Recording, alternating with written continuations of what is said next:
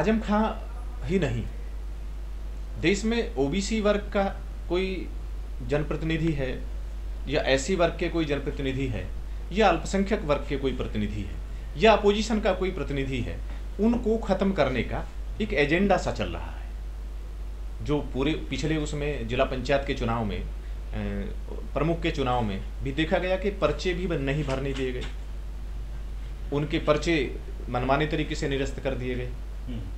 और अब भी जो देखने को मिला कि मतदाताओं के विशेष बस्तियों के वोट मतदाता सूची में असंवैधानिक रूप से काटे गए, जिन पर शासन प्रशासन या संवैधानिक पदाधिकारी अधिकारियों की चुप्पी बड़ी खतरनाक है, आपराधिक है।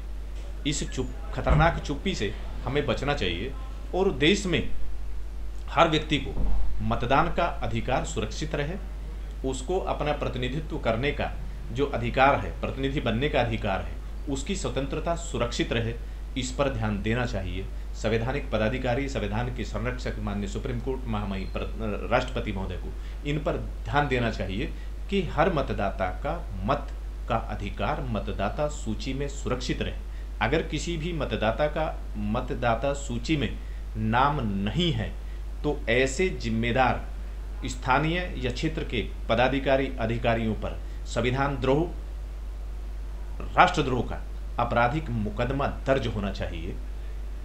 ये हमारी मांग होनी चाहिए, तभी लोकतंत्र, संवैधानिक सुरक्षा हमें प्राप्त होगी। नहीं तो नफरत के एजेंडे पर, जाति धर्म के नाम पर हमें बंटवाकर आपस में जो मानवता के मुद्दे हैं, मानव उत्थान के मुद्दे हैं, देश के विकास के मुद्दे हैं, वो पीछे रह जाएंगे। जहाँ तक आजम खां है, उनका एक पूरा इतिहास रहा है, एक चैप्टर रहा है। रामपुर में पूरे जनमानस में उनकी एक पकड़ रही है और जिन्हें असामान्य तरीके से ही हराया जा सकता है। और वहाँ की जो चुनाव की परिस्थितियाँ जो देखने को मिली वो सामान्य नहीं थी। असामान्य रूप से भेदभावपूर्ण तरीके से मतदान में मतदाताओं को जैसे रोकने की खबरें आई हैं, मतदाता सूची से जैसे नाम कटने की खबरें आई हैं, ये दुर्भाग्यपूर्ण रहा। या जो पसमानदा मुसलमान है, जो शोषित है, पीड़ित है, आजम खां के चैप्टर से या उसकी जो साम्राज्य रहा है पिछले 10-20 साल में, उससे पार पाने के लिए जो मुस्लिमों ने बीजेपी की बाह पकड़ ली है। मतदाता है, कैसे भी प्रभावित हो सकता है। आपने देखा कि मतदाताओं को 1000-1000, 500-500 रुपये भी दिए गए, कहीं प्रेशर कुकर, कहीं साड़ियाँ, कहीं मशीन, कहीं कुछ है, वो देखने को मिल रहा है। परंतु ये संवैधानिक लोकतंत्र के कतई हित में नहीं है। हमें संवैधानिक लोकतंत्र की सुरक्षा के लिए है कि मतदान नहीं है, हम मतदाता हैं। मतदाता अपने देश का भविष्य चुनता है, जनप्रतिनिधि चुनता है। उसने किस परिस्थितियों में चुना, ये उजागर होना चाहिए, देश को जानने का हक है। जब देश के संवैधानिक प्रमुख, संविधान के रक्षक को ये जानने का अधिकार है कि राष्ट्रपति, महामहिम राष्ट्रपति महोदय को मंत्रिमंडल ने क्या सलाह दी, तो मतदाताओं को कैसे प्रलोभित किया गया। सार्वजनिक रूप से जो प्रस्ताव अपने एजेंडे के माध्यम से अपने जो क्या जारी करते हैं, उसका जो घोषणा पत्र जारी करते हैं, और उन घोषणा पत्रों का पालन नहीं किया गया, तो ये तो सार्वजनिक रूप से धोखाधड़ी है।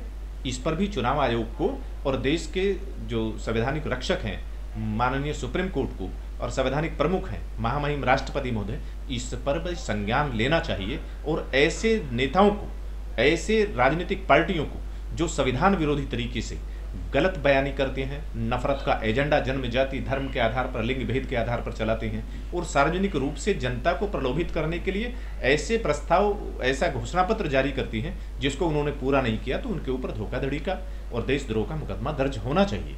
ये देश के लोकतंत्र की मांग है, हम भारत के लोगों की मांग है। हम भारत के लोगों ने संविधान को चुना और जिसको के नाम संसद ने उसको लागू किया, तो ये वसीयत है। इस वसीयत में किसी को दखलंदाजी करने का अधिकार नहीं होना चाहिए।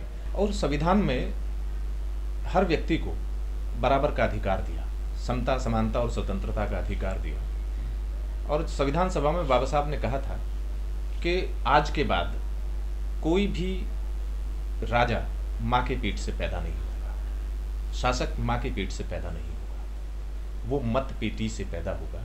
और हर एक मतदाता के अधिकार का वैल्यू बराबर दी गई। तो चुनाव में किसी के जन्मजात अधिकार नहीं है, तो इस पर नहीं कहा जा सकता। हाँ, एक बात कही जा सकती है कि वहाँ जो मतदाता थे और एक वर्ग विशेष बस्तियों पर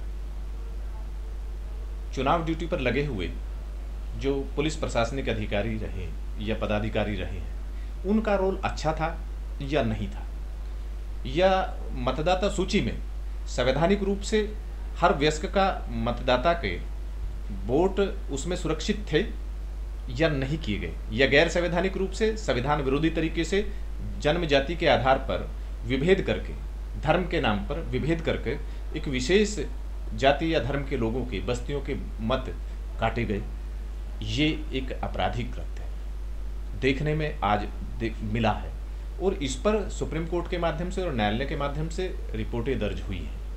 ये भी एक बड़ी चीज़ है कि आज जहां बैलेट पेपर से चुनाव होने की पूरे देश में मांग हो रही है और ईवीएम का बाइकाट करने की मांग हो रही है, तो सरकार ईवीएम से चुनाव क्यों कराना चाहती है, जबकि बैलेट पेपर से चुनाव बहुत सस्ता है और प्रमाणित है, और जिसकी विधिक रूप से प्रमाणिकता भी है, सुरक्षा भी है।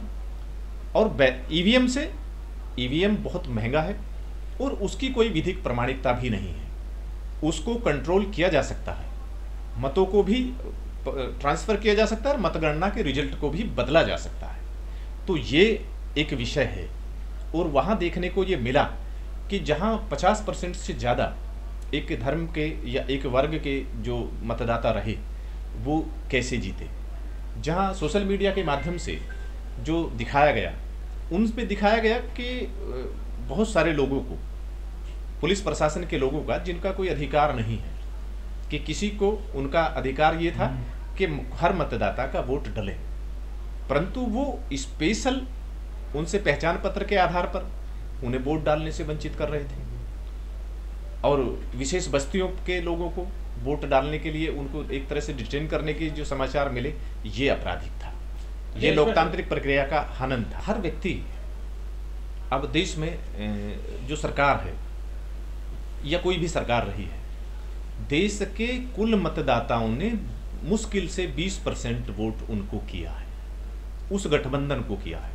80% जनमानस हर सरकार के विरोध में रहा है, इंदिरा गांधी के समय को छोड़कर। परंतु होता क्या है, जनता सरकार नहीं चुन रही, जनता ने विपक्ष को 80% वोट दिया, परंतु वो बिखर गया। और विपक्ष को जो इतना वोट दिया, विपक्ष के पास 80% मत या जनमानस की अभिव्यक्ति थी, परंतु विपक्ष को कमजोर बनाया, या विपक्ष कमजोर है, इस पर बहस होनी चाहिए।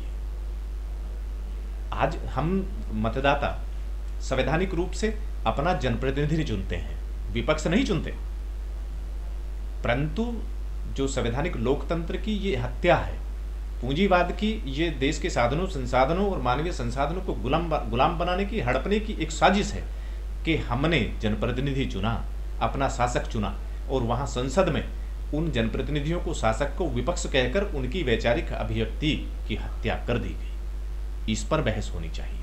आजम खान साहब का फ्यूचर क्या देखते हैं राजनीति में सर? आप जो जिंदा है, जिंदा होने का प्रमाण देगा, उसका फ्यूचर हमेशा ब्राइट रहेगा, और जो खुद से हार गया उसे कोई जिता नहीं सकता। और आजम खान साहब ने अपने आप को बार बार जिंदा होने का प्रमाण दिया है, और प्राइवेट रूप से एक यूनिवर्सिटी बनाकर देश में एक जिंदा मिसाल पैदा की है, जो बिरले व्यक्ति ही कर पाए हैं। इसलिए मैं ऐसे व्यक्तित्व को आसानी से ये कह दूं कि वो खत्म हो गया, ये एक अतिशयोक्ति से कम नहीं।